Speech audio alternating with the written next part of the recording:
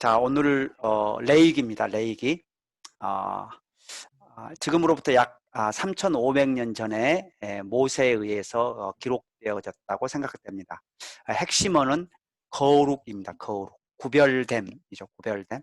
특별히 그 당시에 가나안 땅에 살던 많은 우상과 많은 죄악 가운데 있었던 그런 원주민과는 구별된 삶을 살도록 인도하는 그런 지침서라고 할 수 있겠습니다. 자, 내용을 보면은 하나님의 백성으로서 구별된 삶을 살기 위한 지침서, 법전. 보통 법이 좀 딱딱하죠. 그런 것처럼 레이기도 약간 처음 읽을 때 좀 딱딱하게 느껴집니다. 크게 세 가지로, 세 종류로, 세 가지로 이렇게 분류이 될 수 있습니다. 첫 번째, 1장부터 10장까지는 제사법, 하나님과의 관계입니다. 그 다음에 11장부터 15장까지는 정결법, 로서 자기 자신의 삶을 어떻게 살아야 하는가에 대한 거고, 16장부터 26장까지는 성별된 삶 혹은 사회법으로서 여러 가지 도덕이나 절기 이런 것들을 다루고 있습니다. 레이기의 핵심 구절은 11장 45절로 내가 거룩하니 너희도 거룩할지어다 입니다.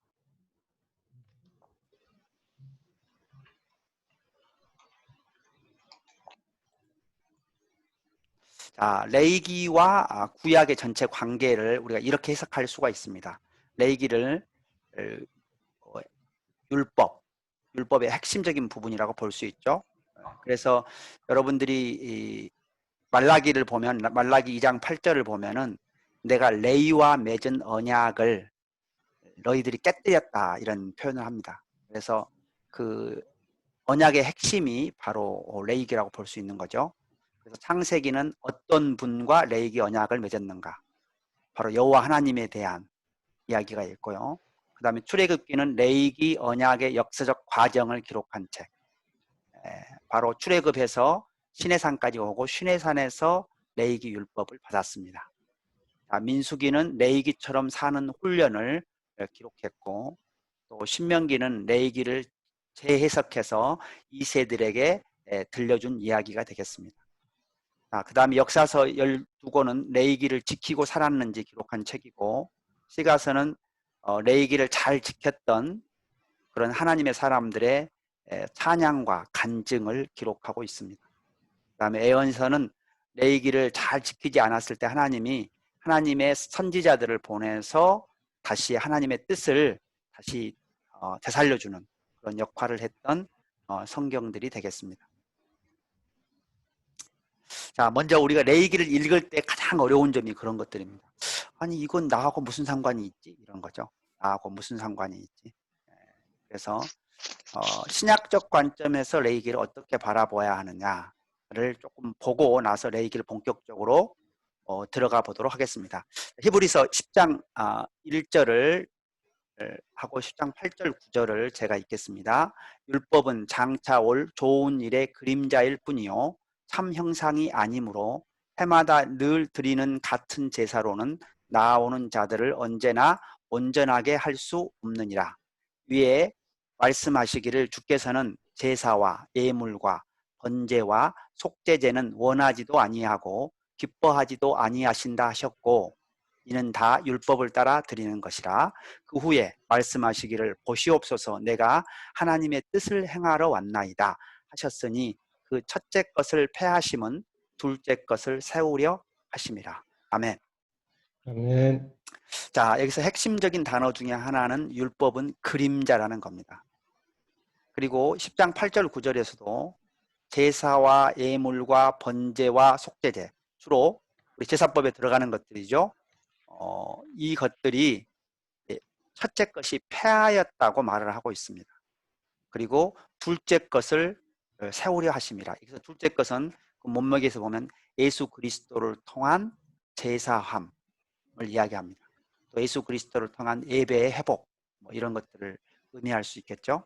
그래서 우리가 지금 현재 동물 제사를 드리지 않습니다. 그래서 동물 제사, 나중에 배우게 될 번제, 소제, 하목제, 속죄제, 속번제 이런 거 드리지 않죠. 동물을 직접 죽여서 그 피를 뿌리는 그런 일들을 하지 않습니다. 왜냐하면 예수 그리스도가 십자가에서 그 우리의 어, 희생 제물로서 드려졌고 우리의 죄를 사하는 그런 은혜를 우리에게 주셨기 때문입니다. 자, 두 번째는 이 레이기 안에 오는 음식하고 절기의 문제입니다. 음식하고 절기의 문제인데 이건 골로새서 2장 16절 17절에서 이렇게 설명하고 있습니다. 그러므로 먹고 마시는 것과 절기나 초하루나 안식일을 이유로 누구든지 너희를 비판하지 못하게 하라. 이것들은 장래일의 그림자이나 몸은 그리스도의 것이니라. 아멘. 예. 그래서 여기서 아멘. 명확하게 그림자와 몸, 우리도 한번 여러분이 해가 떠 있을 때 내가 걸어가 보면 내가 실제 몸이고 또 내 몸에 투영된 그림자가 있는 거죠. 그래서 뭐 그림자에게 어떤 해를 가했다고 해서 그림자가 영향을 받지는 않습니다. 그렇죠. 그러니까 여기서도 먹고 마시는 것, 절기, 초하루, 안식일. 그래서 여러분 혹시 뭐 무슨 절기 가지고 또는 뭐 안식일을 지켜야 되니 안 지키니 6월절을 안 지켜서 다 뭐 이런 약간의 그 이단 종파들이 좀 있죠. 그런 사람들은 이 골로새 2장 16절 17절을 정확하게 적용하지 않는 것이죠. 그래서 이 먹고 마시는 문제도 예수 그리스도를 통해서 완성되었다는 것입니다. 그러나 이제 여기서 조금 다른 거는 뭐냐면 제사법하고 다른 것은 제사법은 지금 안 드리지만 음식은 우리가 때로 먹을 수 있죠. 그렇죠? 그래서 그러니까 율법에 따라서 먹는 것은 저는 좋다고 생각합니다. 그러나 그것을 다른 사람을 비판하는 기준으로 삼지는 말아야 합니다. 자, 그다음에 세 번째는 도덕법입니다. 도덕법. 도덕법은 마태복음 5장 17절에서 18절을 제가 읽겠습니다. 내가 율법이나 선지자를 폐하러 온 줄로 생각하지 말라. 폐하러 온 것이 아니요 완전하게 하려 함이라. 진실로 너희에게 이르노니 천지가 없어지기 전에는 율법의 1.1획도 결코 없어지지 아니하고 다 이루리라. 아멘. 아멘. 또 이 구절하고 갈라디아서 5장 24절을 보면 율법이 초등교사 같은 역할을 했다고 말합니다. 그렇죠? 그러니까 그 말에 따르면은 복음은 윤리적으로나 내용적으로 볼 때 더 고등하고 더 완전하다는 것을 표현합니다. 근데 이제 어떤 의미에서 그러면 완전한 것이냐를 설명해 주는 게 마태복음 5장의 중반부 이후에 나와 있습니다. 제가 예를 하나 들으면 내 이웃을 사랑하고 내 원수를 미워하라 하였다는 것을 너희가 들었으나, 이거는 이제 구약 율법의 요약이죠. 근데 너희에게 이르노니 너희 원수를 사랑하며 너희를 박해하는 자를 위해서 기도하라. 그러면서 마태복음 5장 말미에 보면은 하나님의 온전하심과 같이 너희도 온전하라, 이렇게 이야기를 하고 있습니다. 그러니까 실제 도덕법은 구약의 율법에서 나오는 내용보다 신약에서는 뭐 원수에 대한 용서, 원수에 대한 사랑까지 이야기할 정도로 더욱더 도덕률은 강화됐다고 보는 것이 많습니다. 또 중요한 것은 이 사복음서 전체에 있어서 예수님께서 그 바리새인들과 또 제사장들, 그 당시에 유대교의 리더들을 향해서 그 위선적인 그런 행동들에 대해서 아주 엄하게 꾸짖는 것을 보여주고 있습니다. 그래서 우리가 형식이나 행위뿐만 아니라 마음 혹은 동기까지를 하나님이 기뻐하시는 데까지 올려야 한다는 것을 말하고 있습니다.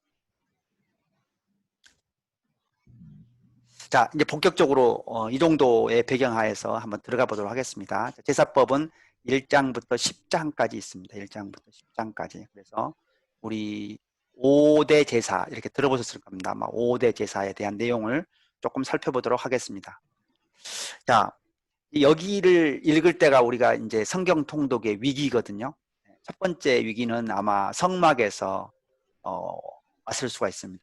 성막을 통과하고 나면 갑자기 레이기를 들어오는데, 레이기에 우리 익숙하지도 않는 동물 잡는 이야기, 그리고 피 흘리는 이야기, 뭐 태우는 이야기, 뭐 이런 아주 약간 부담스러운 그런 내용들이 있습니다. 그래서 오늘은 그 자세한 형식적인 내용은 사실 어차피 우리가 제사를 안 드리기 때문에 그 내용까지 우리가 꼭 잘 알아야 되는 건 아닙니다. 그런데 의미를, 현대적인 적용을 위해서 의미를 이해하면 될 것 같습니다. 먼저 두 개로 구분하면 됩니다. 뭐 번제, 소제, 하목제는 자원해서 드리는 거예요. 내가 원해서 드리는 거예요. 두 번째 속제제하고 속건제는 의무로 드리는 것이다. 그러니까 죄를 지으면 무조건 하나님께 가서 제사를 드려야 돼요. 그 다음에 이제 번제하고 소제는 아마 개인이 드리는 것보다는 이렇게 집단이, 이스라엘 백성들이 성전에 가서 또 성막에 가서 이렇게 드렸던 것 같습니다. 그래서 여기 보면 매일 아침 저녁으로 드렸다고 하고요. 자원해서 드렸다 하고, 번제 같은 경우는 완전히 태워서, 소제는 일부를 태워서 이렇게 드렸다고 합니다.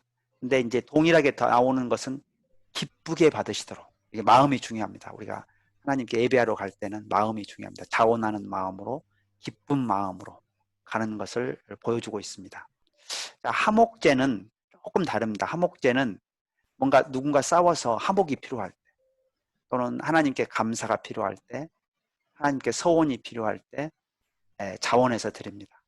그 경우에는 내장과 기름은 다 태우고, 그래서 우리가 잘 못 먹는 거죠. 내장과 기름은. 나머지 이것들을 이웃과 나눠서 먹고, 또 제사장 것은 제사장을 주도록 이렇게 되어 있습니다. 그 다음에 이제 속죄제하고 속건제는 다 죄를 지었을 텐데 조금 다릅니다. 속죄제는 계명을 범할 경우에 드리는 거고, 그 다음에 속건제는 성물과 이웃 재산에 침해가 있었을 때 그것을 보상해주고 5분의 1을 더해서 줍니다. 그게 바로 속건제가 되겠습니다. 그래서 5대 제사를 지금 개념으로 보면 번제하고 소제하고, 소제는 우리가 마치 주일 예배처럼 또는 매일 아침 저녁으로 드리는 우리 기도처럼 하나님께 자원해서 나가서 기도하고 예배 드리는 것으로 적용할 수가 있고요. 하목제는 뭔가 누군가의 하목이 필요할 때, 또 감사기도, 또 서원기도, 이런 것들이 해당된다고 볼 수 있고요. 속죄제하고 속건제는 회개의 기도, 또 회개의 예배 같은 것들이 해당된다고 볼 수 있습니다.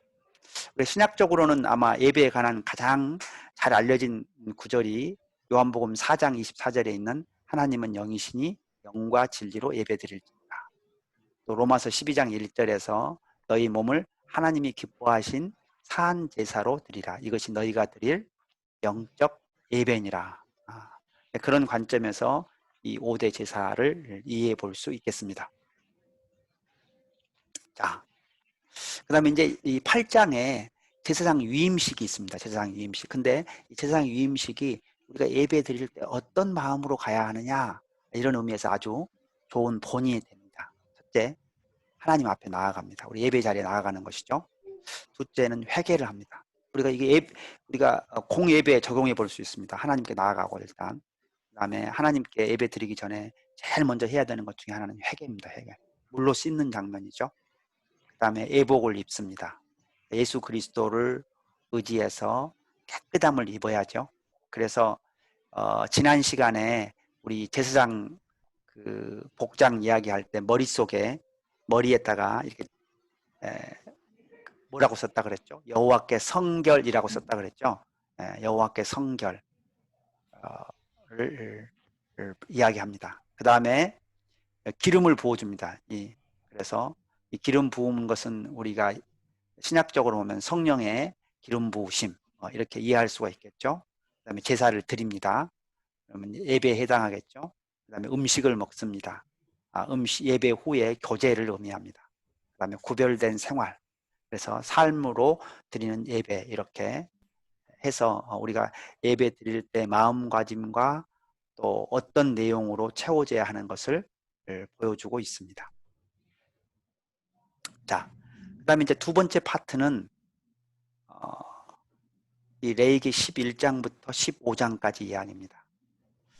음식은 깨끗한 거 먹으라는 거죠. 더러운 거 먹지 말고. 정한 것, 클린하고 언클린 이렇게 나와 있습니다. 자세한 내용은 조금 이따 하겠습니다. 그 다음에 이제 그 출산한 여인에 대해서 보호하심이 있습니다. 남자를 낳았을 때는 33일, 또 여자를 낳았을 때는 66일을 배나 더 쉬게 해요. 아마 하나님의 배려가 아닐까 이렇게 생각을 합니다. 그 다음에 그 전염성 피부병, 나병 같은 거, 그 다음에 유출병, 이런 것들을 통해서 몇 가지 중요한 원칙을 말합니다. 첫째, 아무나 판단하지 말아라. 공정하게 판단하라. 그래서 그 제사장에게만 그 판단하는 방법을 가르쳐 주는 것 같습니다. 그래서 제사장들이 공정하게 판단할 수 있도록. 두 번째는 항상 깨끗이 하라. 정결하게. 그 다음에 때로는 격리해서 전염을 방지하는 그런 것들을 행하고 있습니다. 근데 여기 아주 흥미로운 구절은 이걸 깨끗이 하는, 정결하게 하는 방법으로 옷을 빨고 흐르는 물에 그의 몸을 씻을 것이라.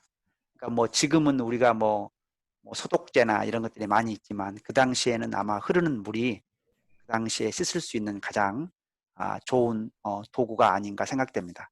그래서 이제 이 11장부터 15장까지는 하나님께서 우리를 사랑하셔서 우리가 이런 여타의 먹을 거나 또는 병으로부터 우리를 지키기 위해서 최소한의 것들을 어떤 것을 지켜야 하는지를 우리에게 가르쳐 주고 계십니다.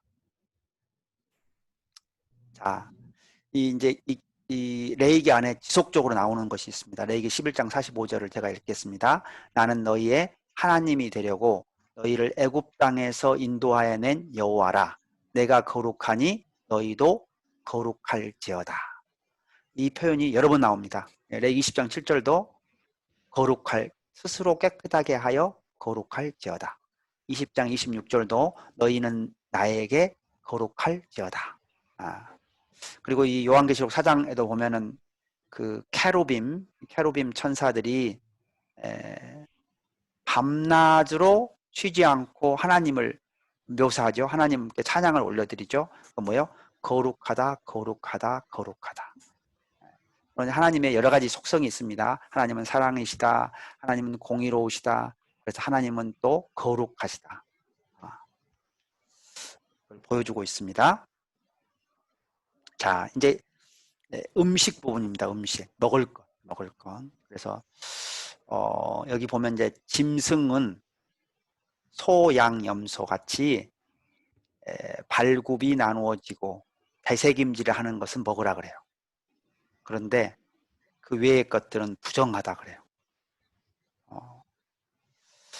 그 다음에 이제 물고기는 지느러미와 비늘이 있는 것들은 먹고 나머지는 이게 아마 대체로 여기 보면 메기, 뱀장어, 미꾸라지, 조개 이렇게 나온 것들이 대체로 이게 그 물 밑에 살아요. 그러니까 그게 뭐 오염된 물이나 있다고 하면은 뭐 이렇게 조금 깨끗하지 못할 가능성이 많은 거죠. 그리고 우리가 이제 의학적으로는 이게 다 이해되는 것은 아닙니다. 여기 보면은 대체적으로 정한 것은 채식동물입니다. 그 다음에 깨끗한 환경에 있는 것들이고요. 지금 현대의학적으로 보면 저항경 호르몬, 저콜레스테롤에 있는 것들이 더 많습니다. 그래서 아마 하나님께서 우리의 건강을 염려해 주셔서 이렇게 말씀하시지 않으셨을까 이렇게 생각됩니다. 그래서 이제 음식의 역사를 구약과 신약에서 조금 살펴보면 창세기 1장 29절에는 채소와 씨 가진 열매 맺는 모든 나무를 너희에게 주노니 그렇게 돼 있어요. 그러니까 원래 하나님은 원래 우리가 채식동물을 하기를 원하셨나 봐요. 처음에 원래 의도는. 근데 이제 이 노아와 홍수를 통해서 이 창조 세계가 상당히 파괴돼 버리고 이제 모든 식물들도 아마 거의 다 몰살해진 그런 상황에서 그 다음에 또 날씨도 너무 추운 날씨하고 너무 더운 날씨가 있는 상황에서 아마 하나님이 이제 산 동물을 먹을 것을 허락하신 것 같습니다. 자, 근데 레이기에 와서는 그 중에 골라서 먹으라고 이야기를 하고 계시고, 그 다음에 이 잠언 같은 경우에는 고기를 탐하는 자들과 더불어 사귀지 말라고 돼 있어. 상당히 세게 돼 있죠. 혹시 여기 고기를 좋아하시는 분들은 시험 안 드시기를 바랍니다. 그래서 또 우리가 이제 다니엘 같은 사람은 그 궁중의 기름진 음식을 대신 그 채소를 먹었다고 이렇게 성경은 말하고 있습니다. 그래서 아마 여러분 우리가 이제 고기를 하나님은 먹더라도 적당히 먹기를 원하셨던 것을 우리가 볼 수가 있습니다. 자, 그다음에 이제 신약 때는 그러면 이제 이거를 마치 어떤 구원의 조건이나 엄격하게 이렇게 적용했느냐, 이 문제로 인해서 사도행전 15장에 예루살렘 공회가 열렸습니다. 거기 결정사항을 보면은 이방인 중에서 하나님께로 돌아오는 자들을 괴롭게 하지 말고 다만 우상의 더러운 것과 음행과 목매어 죽인 것과 피를 멀리하라고 편지하는 것이 옳으니 이렇게 되어 있습니다. 그러니까 이방인들한테 율법을 다 강제로 지키게 하는 것은 우리가 구원을 은혜로 받은 것인데 어떻게 그렇게 강요할 수가 있겠느냐, 이런 관점에서 우상과 관계된 또 유대인들이나 누가 봐도 혐오스러운 것들, 이런 것들 몇 가지만을 금할 것을 결정을 했습니다. 이 로마서 14장 2절에 3절을 보면 아주 재미있는 구절이 하나 있습니다. 어떤 사람은 모든 것을 먹을 만한 믿음이 있고 믿음이 연약한 자는 채소만 먹느니라. 그래서 서로 비판하지 말 것을 권면하고 있습니다. 그러니까 그 당시에는 그 고기라는 것이 주로 우상을 섬기는 제물로 많이 활용됐습니다. 그래서 그 다음에 이제 그게 시장으로 흘러갔는데요. 시장에 가서 나는 이제 하나님이 우리 다 선하셔서 만들었기 때문에 상관없어. 먹을 수 있는 믿음이 있는 자도 있고 또 나는 그 우상에 바쳐진 거 나는 먹기 싫어. 이렇게 해서 채소만 먹는 사람도 있는데 서로 비판하지 말라는 거예요. 그리고 이제 바울은 이런 고백을 했죠. 누가 그것 때문에 넘어질 수 있는 사람이 또 있을 수 있을 거 아니에요. 바울이 아무거나 먹었으니까 나도 먹어도 된다. 이렇게. 그래서 내가 평생 고기를 먹지 않겠다고 고백하기도 했습니다. 자, 그럼 이제 16장에서부터 27장까지를 보면 성별된 삶, 또 사회법이 있습니다. 거기 보시면 먼저 속죄일이 있습니다. 속죄일. 여러분 이제 이스라엘 달력으로 7월 10일이 되면 모든 사람이 이걸 이제 안식일 중에 안식일이라고 합니다.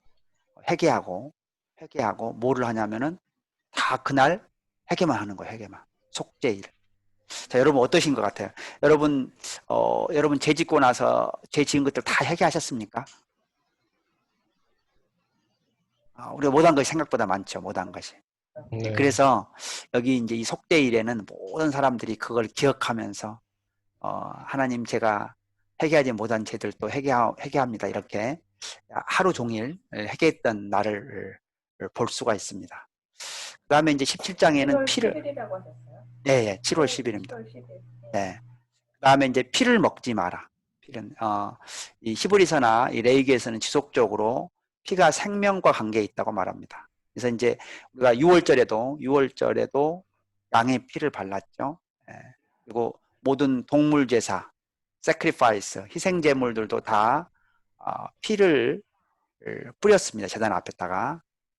그래서 그 피 흘림이 없이는 죄사함이 없다는 우리 히브리서 말씀도 아마 여러분 기억하실 거라고 생각됩니다. 자, 그 다음에 이제 이 성윤리에 대해서 그 당시 주로 아주 가증한 죄 중에 하나가 이제 근친상간 간의 그런 죄들이었습니다. 그래서 그런 것들을 엄격하게 금지하고 심지어 돌로 쳐서 다 죽이라고 돼 있어요. 자, 그러면 이제 이게 현대적으로 적용하면 어떻게 되냐? 현대적으로 적용하면은 우리가 요한복음 8장을 기억하시면 돼요. 요한복음 8장. 요한복음 8장에 그 간음한 여인이 사람들이 돌로 던지려고 해서 예수님을 시험하려고 왔죠. 그래서 예수님이 죄가 없는 자가 먼저 던지라고 그랬죠. 예, 그래서 우리가 그를 긍휼한 마음을 가져야 합니다. 또 내 자신의 죄를 돌아다 봐야 합니다. 그리고 다시 가능하면 공동체가 그 여인이 죄를 짓지 않도록 인도해야 합니다. 이제 그게 우리가 이런 동성애나 또 이런 바람직하지 못한 그런 관계들에 대해서 우리가 현대적인 신약적인 적용이 될 수 있을 것 같습니다. 자, 그 다음에 이제 사회윤리 19장에 오면은 거룩에 대한 이야기를 합니다. 거룩에 대한 이야기를 잘 계속해서 읽어보면은 뭐냐면은 우상을 섬기지 말고 하나님을 사랑하라 하고 또 이웃을 내 몸과 같이 사랑하라 해요. 그래서 결국 거룩은 하나님 사랑, 이웃 사랑이라는 것을 가르쳐주고 있습니다. 자, 또 20장에서는 추가적인 반윤리적인 범죄에 대해서 아주 엄격합니다. 예를 들어서 율법이 왜 이렇게 엄격하냐? 하나님은 사랑이시라며. 사실은 예수님의 적용적 관점에서 우리가 율법을 바라보면은 율법은 어떤 적용적 관점보다는 뭐예요? 예방적 관점이 강했다고 볼 수가 있습니다. 그러니까 그 하나님이 주신 그 형법 자체가 아주 심각하게 무서움으로 인해서 사람들이 제발 그런 범죄를 짓지 말기를 원하시는 그런 하나님의 마음이 이렇게 나타났다고 우리가 볼 수가 있겠습니다. 그 다음에 이제 절기가 23장에 있고요. 그 다음에 성막 이야기, 그 다음에 안식년과 희년 이야기, 그 다음에 이제 26장에는 순종하면 축복, 불순종하면 저주, 이런 이야기들이 있습니다. 자, 16장 29절에서 31절을 제가 읽겠습니다. 너희는 영원히 이 규례를 지킬지니라. 일곱째 달 곧 그 달 10일에 너희는 스스로 괴롭게 하고 아무 일도 하지 말되 본토인이든지 너희 중에 거류하는 거류민이든지 그리하라. 이 날에 너희를 위하여 속죄하여 너희를 정결하게 하리니 너희의 모든 죄에서 너희가 여호와 앞에 정결하리라. 이는 너희에게 안식일 중에 안식일인즉 너희는 스스로 괴롭게 할지니 영원히 지킬 규례라. 이는 너희가 영원히 지킬 규례라. 이스라엘 자손의 모든 죄를 위하여 1년에 한 번 속죄할 것이니라. 아론이 여호와께서 모세에게 명령하신 대로 행하니라. 아멘. 그래서 여기 보면은 스스로 괴롭게 하고 아마 금식했을 가능성이 많은 것 같습니다. 금식하고 아무 일도 아니하지 않고 자기를 정결하게 하라고 권면하고 있습니다. 그래서 이스라엘 자손의 모든 죄를 위하여 1년에 한 번 속죄하라고 이야기하고 있고요. 그 당시 이제 대제사장은 1년에 한 번 지성소라고 하죠. 가장 안쪽에 있는 The Most Holy Place, 거기 안에 들어갔습니다. 그래서 성경은 그 대제사장이 잘못했을 때 죽을 수 있다고, 이렇게 하나님께 거룩하심에 어긋났을 때 죽을 수 있다고, 그래서 이렇게 이 방울을 메고 들어갔다고 말을 하고 있습니다. 자, 이제 우리가 이 제사법을 마무리하면서 구약의 제사와 신약의 제사를 조금 이렇게 비교를 할 필요가 있습니다. 비교. 구약의 제사는 일시적이다. 그 다음에 신약은 예수 그리스도로부터 예수 그리스도를 믿는 자들에게 영원한 그런 제사함의 의미를 주고 있다. 그 다음에 구약은 대제사장 아론의 계보, 족보에서 있는 사람들이 제사장의 역할을 했습니다. 신약에는 예수님께서 유일한 대제사장이십니다. 자, 그 다음에 구약은 땅에 속한 사역이고, 또 신약은 우리가 하늘나라에 가기 위한 죄사함의 하늘에 속한 사역이 되겠습니다. 구약은 짐승의 피를 사용했고, 신약에서는 예수 그리스도의 피가 그 역할을 감당했습니다. 구약에서는 희생 제물, 여기 보면 동물들이 나오죠. 그 다음에 이제 신약에서는 예수 그리스도가 단 하나의 희생 제물로서 역할을 하고 있습니다. 자, 그럼 구약에서는 흠없는 짐승이 필요했고, 신약에서는 그 예수 그리스도의 흠없는 죄가 없는 삶이 필요했습니다. 그다음에 이제 구약 때는 정한 때 제사장이 성소에 가서 드렸는데 신약 때는 예수 그리스도의 그 보혈의 능력으로 우리가 누구든지 담대하게 하나님 앞에 나아갈 수 있는 담력을 얻게 되었습니다. 그다음에 이제 구약은 모형이고 신약은 예수 그리스도를 통해서 제사 제도가 완성된 것입니다. 자, 그러면 구약 때 왜 제물이 소나 양 같은 것이었을까요? 아마 그 시대에 목축업, 그러니까 우리 이스라엘 백성은 아마 주된 산업이 아마 목축업이었습니다. 목축업에서 가장 값진 것은 바로 소나 양이었을 거라고 생각합니다. 여러분, 소가 얼마쯤 하나요? 요즘은 수백만 원 하죠. 그렇죠? 양은 아마 100만 원까지 할지 잘 모르겠는데 적어도 수십만 원 할 거라고 생각합니다. 근데 우리가 만약 심각한 죄를 지을 때마다 수십만 원씩 하나님께 바쳐야 된다. 그러면 죄 지을 때 심각하겠죠? 그걸 생각해 보면 왜 하나님이 구약 때 동물 제사를 드리게 했는지를 생각해 볼 수가 있습니다. 또 한 가지 의미는 아마 이제 이렇게 하나님 번제같이 완전히 드려지는 것도 있었지만 이렇게 하목제물 같은 것들은 이렇게 공동체가 고기를 나누어서 먹을 수 있도록 왜냐하면 사실 고기 먹는 게 쉽지 않잖아요. 사실은 그게 다 재산인데 그렇죠.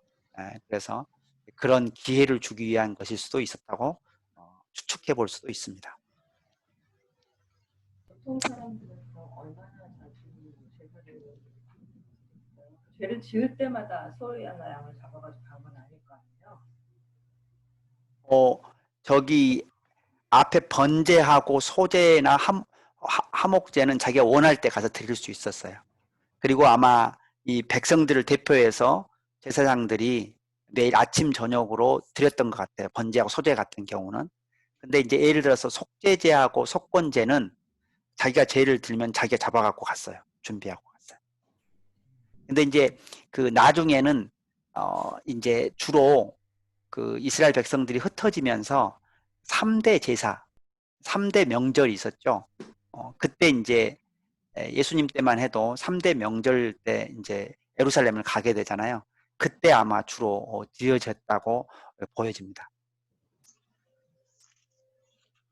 자, 레위기 17장 11절.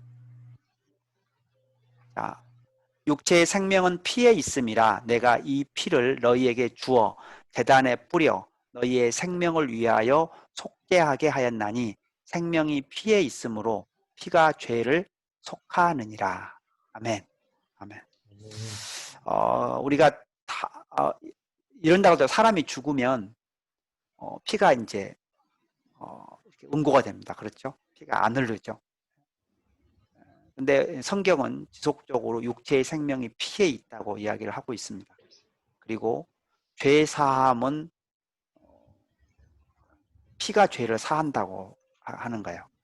그래서 이제 그것이 우리 저기 6월절 어린 양의 그 패스오버 그때도 그렇고 또 신약의 예수님의 죄사함의 언약 26장 마태복음 26장 28절을 보면 이것은 죄사함을 얻게 하려고 많은 사람을 위하여 흘리는 바 나의 피 곧 언약의 피니라 이렇게 말합니다. 그러니까 구약의 언약이 동물 제사에 기반하고 있다면 신약의 언약은 바로 예수 그리스도의 피, 예수 그리스도의 보혈에 기반을 하고 있습니다.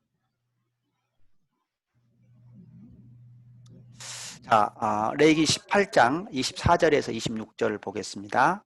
너희는 이 모든 일로 스스로 더럽히지 말라. 내가 너희 앞에서 쫓아내는 족속들이 이 모든 일로 말미암아 더러워졌고 그 땅도 더러워졌으므로 내가 그 악으로 말미암아 벌하고 그 땅도 스스로 그 주민을 토하여 내느니라. 그러므로 너희 곧 너희의 동족이나 혹은 너희 중에 거류하는 거류민이나 내 규례와 내 법도를 지키고 이런 가증한 일에 하나라도 행하지 말라. 아멘. 아멘. 자, 여기 보면은 왜 하나님께서 이런 가증한 성적인 타락에 대해서 엄격하게 하셨는지에 대한 이유를 볼 수가 있습니다. 내가 너희 앞에서 쫓아내는, 영어로 보면 I am going to drive out 이렇게 돼 있어요. 너희 앞에서 쫓아내는 족속들이 이 모든 일, 그러니까 이 모든 일이라는 것은 바로 뭐 근친상간의 범죄나 이 모든 것들을 말합니다.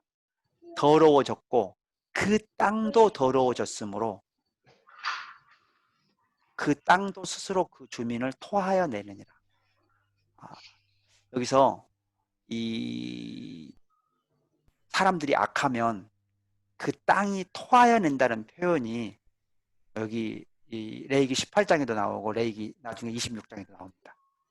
여러분이 아마 레위기를 읽어보셨으면 거기에 확인해 볼 수가 있는데요. 이제 그것을 이해하면 뭐를 이해할 수가 있냐면 여러분 나중에 역대하 36장에 보면은 하나님께서 그 남유다가 너무 우상과 악한 것에 있으니까 70년간 바벨론 포로를 보내요. 그러면서 하나님께서 그 땅을 황폐하게 하셔서 안식을 주셨다는 표현을 하십니다. 그것을 이해할 수가 있어요. 그래서 우리가 다 이제 우리는 땅을 무생물로 알고 있잖아요. 뭐 우리가 악한 짓 한다고 땅이 뭐 무슨 일이 일어나겠어 이렇게 생각하지만 이 성경의 관점에서는 그렇지 않습니다. 우리가 악한 짓을 했을 때 하나님께서 그 땅이 사람들을 토해낸다는 표현을 쓰고 계십니다. 자, 그 다음에 이제 그 또 하나 우리가 이 레위기의 것들과 관계되는 구절이 창세기 15장 16절인데요. 내 자손은 4대 만에 이 땅으로 돌아오리니 이는 아모리 족속의 죄악이 아직 가득 차지 아니함이니라 하시더니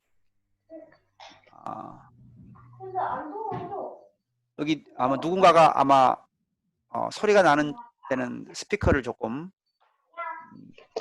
닫아주시면 좋을 것 같습니다. 자, 여기 이제 뭐를 보면 알 수 있냐면 이 창세기 15장이 하나님께서 그 아브라함의 의로움을 인정하시는 장면이에요. 그 당시 소위 아직 이삭이 태어나지도 않는 상황 속에서 밤에 하나님이 아브라함을 데리고 나가서 너의 후손이 이 밤 하늘의 별만큼 수없이 많아질 것을 이야기하십니다. 그거를 아브라함이 믿어요. 근데 그 믿음을 하나님이 의롭다고 하십니다. 근데 그러면 이제 약속의 땅으로 빨리 가야 될 거 아니에요. 근데 하나님은 항상 때가 있습니다. 때가. 그 때 중에 중요한 게 뭐예요? 충분하게 사람이 백성들이 약 당정만 한 60만 명 되는 숫자가 필요한 거죠.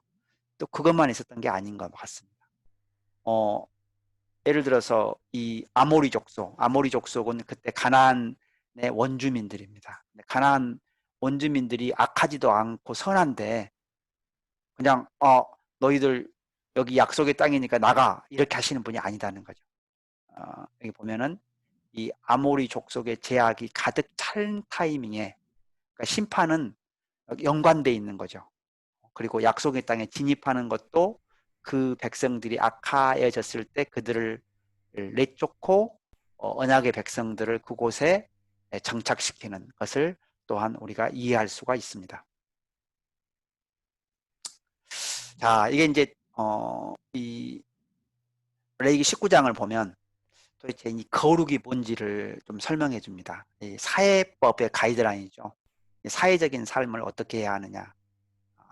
이를 보면은 부모를 경외하고 안식일을 지키라. 이게 거룩이라고 말합니다. 우상에게로 향하거나 만들지 말라.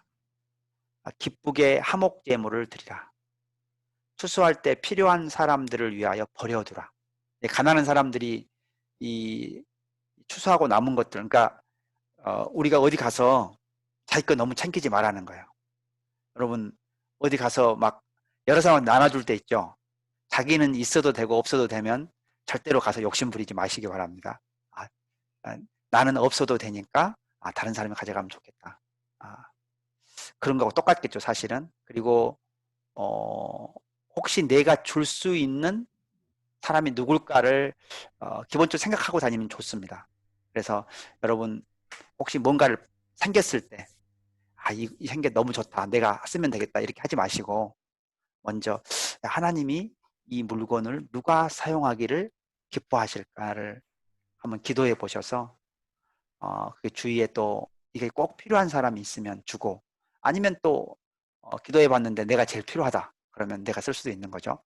그러나 일단은 우리가 주권이 우리한테 없는 사람이 아닙니까? 그러니까 항상 우리가 무엇을 행하든지 또 주위에 어려운 사람들이 있는 것을 항상 눈에 관심 있게 볼 수 있는 우리 되기를 소망합니다. 아멘. 자, 그 다음에 이제 도둑질하지 말며 속이지 말라. 거짓 맹세하지 말라. 이웃을 억압하지 말라. 약자를 무시하지 말고 하나님을 경외하라. 재판을 할 때 불의를 행하지 말라. 요거는 이제 재판할 때 부자 편도 들지 말고 가난한 자의 편도 들지 말라는 거예요. 공의롭게 했다는 거예요. 우리는 이제 약간 심리적으로는 약자 편을 들어야 될 것도 같잖아요, 느낌이. 근데 공의롭게 하라고 말하고 있습니다. 그 다음에 비방하지 말며 이웃의 피를 흘려 이익을 도모하지 말라. 형제를 미워하지 말며 이웃을 견책하라. 원수를 갚지 말며 이웃 사랑하기를 자신과 같이 하라. 여기 이제 이웃 사랑이 나와 있죠. 그리고 그래서 이제 신명기 6장 5절하고 이 레위기 19장 18절 말씀이 예수님이 첫 번째 계명과 두 번째 중요한 계명으로 말씀하신 것입니다. 자, 레위기 19장에 보면은 점을 치지 말라는 이야기를 여러 번 하고 계십니다. 자, 19장 26절 점을 치지 말며 율법을 행하지 말며 너희는 신접한 자와 박수를 믿지 말며 그들을 추종하여 스스로 더럽히지 말라. 나는 너희 하나님 여호와이니라. 거역하는 것은 점치는 죄와 같고 완고한 것은 사신 우상에게 절하는 것과 같음이라. 아멘. 아멘. 자, 이게 이제 여러 가지 종류의 죄들이 있는데 특별히 영적인 죄들을 더 하나님이 심각하게 생각하는 것 같습니다. 여러분이 이제 어디를 보면 아냐면 로마서 1장을 보면은요, 내버려 두시는 죄의 세 가지를 이야기해요. 세 종류의 죄. 첫 번째가 뭐냐면 우상을 섬기는 거예요. 두 번째가 동성연애, 동성애 같은 겁니다. 세 번째가 기타 여러 가지 악들을 이야기를 해요. 하나님이 더 심각하게 생각하시는 것처럼 느껴져요. 왜냐하면 우리가 다른 육체로 짓는 죄나 이런 것들은 회개하고 하나님께로 돌아왔을 때 더 쉽게 이렇게 더 쉽게 이렇게 회개가 가능한데 실제 영적인 문제 이런 마치 영적인 것은 썩은 동아줄을 붙들고 있는 것과 비슷한 것처럼 보입니다. 그래서 특별히 신접한 자, 박수 이게 이제 다 뭐를 알고 싶은 거냐면 미래를 알고 싶은 거예요. 근데 하나님은 미래 알고 싶어하는 마음을 전혀 기뻐하지 아니하신 것 같습니다. 여기 한번 볼까요? 여기 전도서 7장 한번 볼게요. 전도서 잠깐 말씀 한 구절 찾아보겠습니다.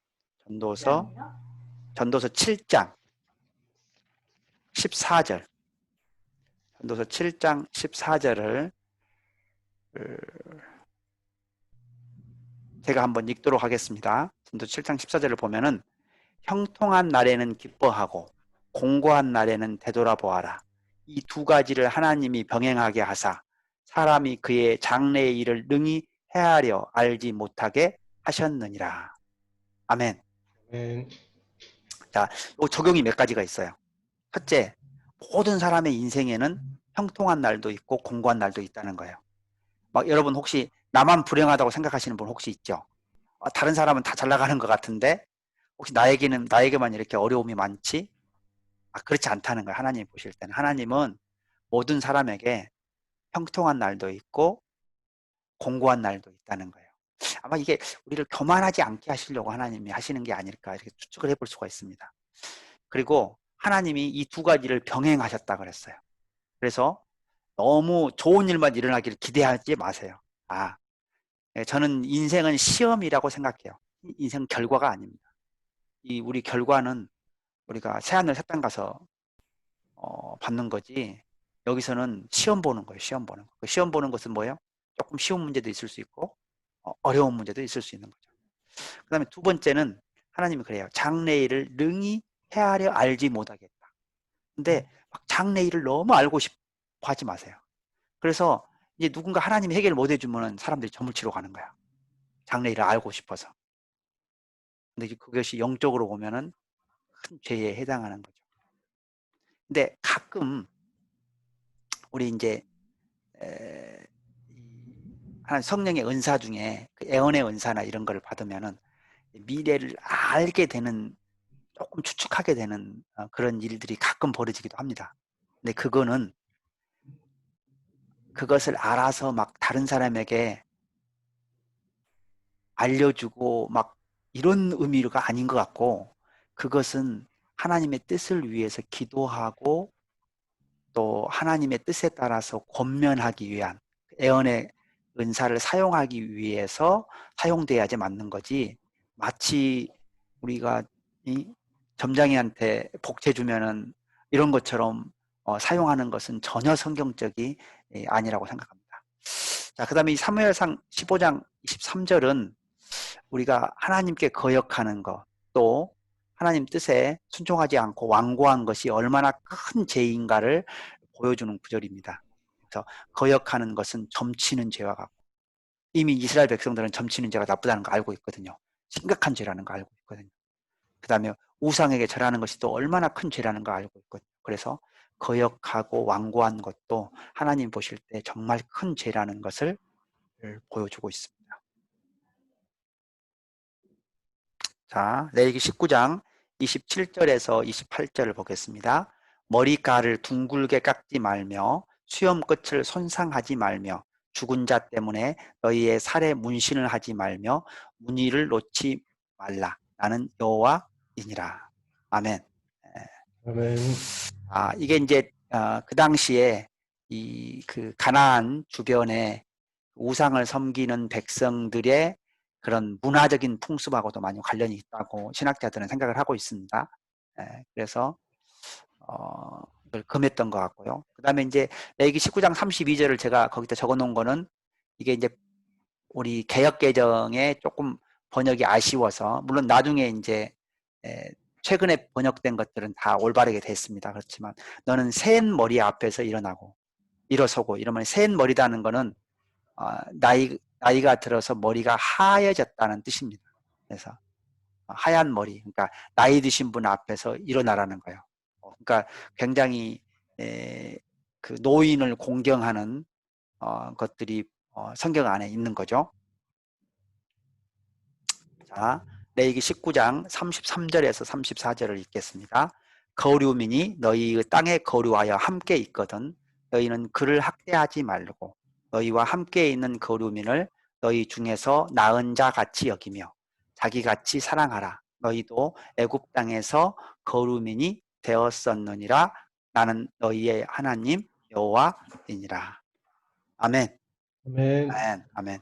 그래서 거류민도 조금 어색한 거죠. 나그네라고 표현이 더 많은 것 같습니다. 나그네. 그래서 우리나라에 지금 나그네가 100만이 넘습니다. 제일 크게 세 부류가 있는데요. 보니까 하나는 유학생, 하나는 노동자, 하나는 다문화 가정, 이렇게 있습니다. 사실은 우리가 물론 선교를 위해서 애국도 가야 하지만 국내에 있으면서 이 세 가지 그룹에 대한 사역을 하는 것도 우리 선교의 한 방편으로서 굉장히 중요한 위치를 차지하고 있는 것으로 생각이 됩니다. 특별히 지금 보면은 지금 이제 중국이 제일 많고요. 그 다음에 베트남, 몽골 뭐 이런 순으로 되어 있습니다. 그래서 저 같은 경우도 지난 10년 넘게 몽골을 섬겼는데 최근에는 이제 베트남도 같이 섬기게 돼서 너무 감사하고요. 그다음에 특별히 우리가 이제 이 구약 가운데 있으면 약자들에 대한 하나님의 관심이 아주 큽니다. 대표적인 그 구약 시대의 약자는 고아와 가부와 나그네였어요. 고아와 가부와 나그네. 그래서 이제 뭐 하나님이 주신 마음을 따라서 우리가 이 땅에 온 나그네들 또는 이 땅에 있는 약자들을 섬기는 것은 너무나 하나님이 기뻐하시는 것 같습니다. 그리고 여기 보니까 너희도 애굽 땅에서 거류민이 되었었느니라. 그러니까 이제 우리가 뭔가 어려운 상황을 경험한다는 것은 그것이 또한 뭐가 일 수 있어요? 나중에 그 사역에 대한 좋은 우리가 나그네가 돼 보면 나그네 마음을 알잖아요. 그래서 그 나그네 마음으로 섬겨면 또 그분이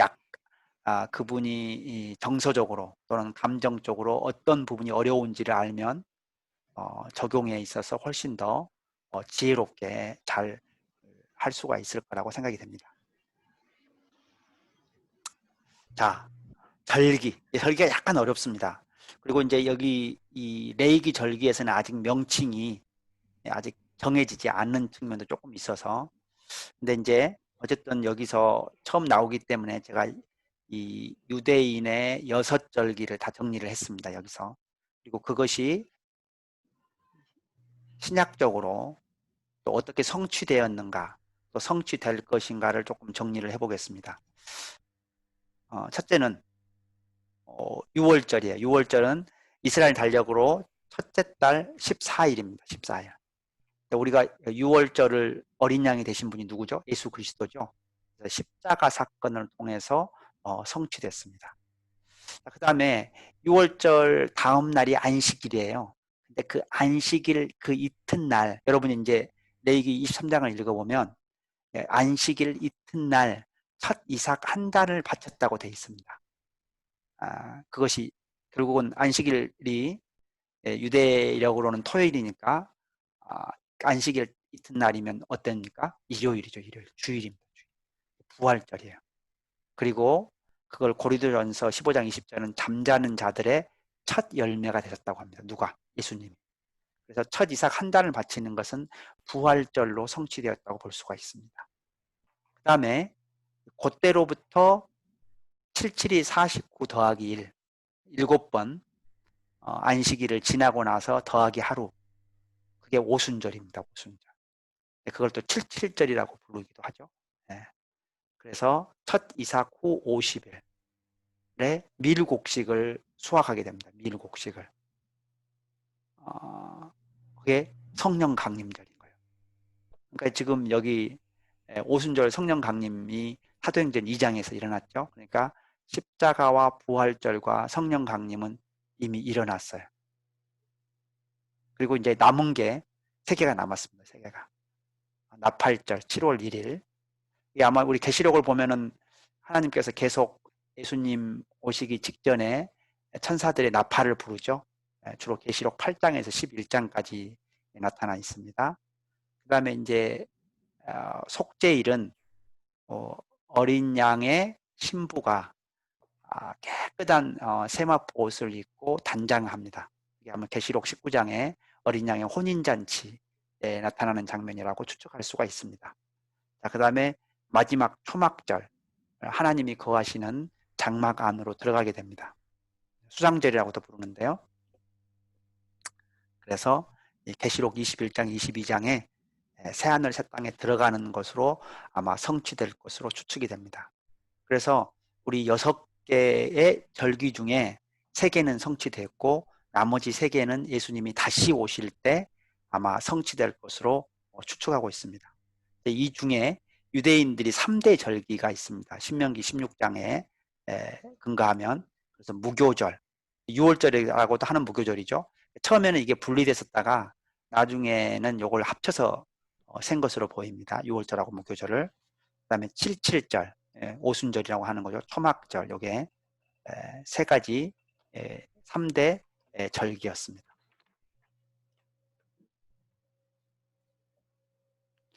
자, 이제 또 하나 이제 그 당시에 개념 중에 하나가 희년이라는 개념이었습니다. 희년. 너희는 50년째 해를 거룩하게 하여 그 땅에 있는 모든 주민을 위하여 자유를 공포하라. 이 해는 너희에게 희년이니 너희는 각각 자기의 소유지로 돌아가며 각각 자기의 가족에게로 돌아갈지며 토지를 영구히 팔지 말 것은 토지는 다 내 것임이니라. 너희는 거류민이요 통과하는 자로서 나와 함께 있느니라. 너희 기업의 온 땅에서 그 토지 무르기를 허락할지니 그러나 자기가 물을 힘이 없으면 그 판 것이 희년에 이르기까지 산자의 손에 있다가 희년에 이르러 돌아올지니 그것이 곧 그의 기업으로 돌아갈 것이니라. 아멘. 아멘. 아멘. 자, 여기 보시면 여기 이제 50년째 해는 되는데 두 가지가 완전히 회복되는 겁니다. 첫째는 소유가 회복되는 거예요. 그러니까 내가 이제 50년 동안 살다가 소유를 잃어버렸어요. 근데 다시 50년이 되면 소유가 다시 원래대로 돌아옵니다. 원래 그 여호수아 때 이 제비뽑기를 하고 나눠 가졌죠. 그런 대로 돌아오는 거죠. 두 번째는 혹시 종이 됐다. 종도 다시 완전히 해방이 됩니다. 그러니까 희년은 원래 상태로 돌아가는 거예요. 그러니까 하나님은 인간의 구속이나 소유가 지나치게 집중되는 것을 기뻐하지 않으셨어요. 그래서 그리고 이거를 이제 한 세대를 50년으로 보면 여러분 이제 뭐 그 당시는 지금보다 좀 짧았겠죠. 지금은 뭐 우리가 뭐 70, 80, 심지어 100을 산다고 그러는데 그때는 이제 많이 살아야 한 50, 60, 70 했을 겁니다. 아마 그것보다 훨씬 평균 수명은 짧았을 거고요. 그래서 아마 이 소유의 많고 적음이 다음 세대까지 넘어가는 것을 하나님이 기뻐하지 않으셨어요. 그걸 알 수가 있습니다. 그리고 이제 종도 기뻐하지 않으셨다는 걸 알 수가 있고요. 그러니까 뭐 지금의 제도로 보면은 어, 이렇게 하는 거죠. 딱 처음에 공평하게 분배했다가 딱 50년간은 자유스럽게 경제활동하는 거예요. 그 다음에 다시 50년이 지나면 다시 원래대로 공평하게 다시 돌아가는 겁니다. 그러니까 하나님은 그 자유의 가치와 공평의 가치를 다 소중하게 여기셨던 것으로 생각이 됩니다.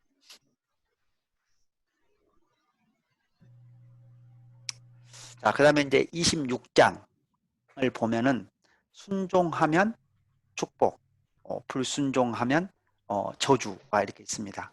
자, 여기서 보면은 너희가 내 규례와 계명을 준행하면 보세요. 철따라 비를 주고 열매를 맺게 하고 그 다음에 음식을 배불리 먹고 안전하게 거주하리라. 평화를 줄 것인즉 산한 짐승을 그 땅에서 제할 것이요 원수들을 쫓을 것이요. 네, 너희 다섯이 백을 쫓고 그러니까 1대 20으로 이기게 한다는 거예요. 너희 백이 만을 쫓고 이것도 1대 100이죠. 이렇게 만약 순종하면은 하나님이 축복을 뭐 원 없이 주시겠다는 것이 이렇게 표현되어 있습니다. 대신 준행하지 아니하면 도대체 어떻게 될 것이냐? 내 규례를 멸시하며 마음이 내 법도를 싫어하여 내 모든 계명을 준행하지 아니하며 내 언약을 배반할진대. 그다음에 나옵니다. 재앙, 폐병, 열병, 눈 어두워짐, 생명 쇠약, 파종한 것이 헛되지고 대적에게 패할 것이며 그 다음에 7배나 더 징벌하리라. 그리고 너희 땅을 녹과 같이 하리라. 땅은 산물을 내지 아니하고. 그래서 이제 뭐 우리가 정확히 알 수는 없습니다만은 지난 거의 20년간 남한은 그래도 이렇게 대체로